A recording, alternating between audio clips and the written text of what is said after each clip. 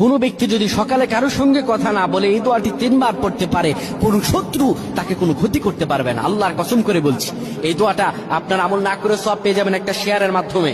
এই দোয়াটা শুনবেন, মা বোনদের কাছে এটি শেয়ার করে দিবেন। নবীজি বলেছেন, বাল্লিগু আন্নি ওয়ালাউ আয়া, শোনার পরে মানুষের কাছে শেয়ার করে দিবা। এটি ফজিলতপূর্ণ আমল, এটি আমি করেছি, আলহামদুলিল্লাহ আমি ফলাফল পেয়েছি, আপনিও পাবেন। আমলটা করে দেখেন। নবীজি সাল্লাল্লাহু আলাইহি ওয়াসাল্লামের শেখানো দোয়া, বুলেট মিস হতে পারে, গুলি মিস হতে পারে, কিন্তু দোয়ার ফজিলত মিস হবে না।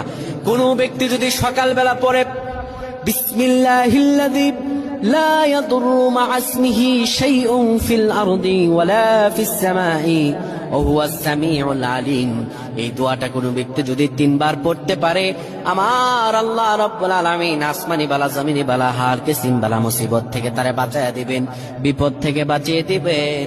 আল্লাহর দয়া রহম তার উপরে দান করবেন। আল্লাহুম্মা আমিন।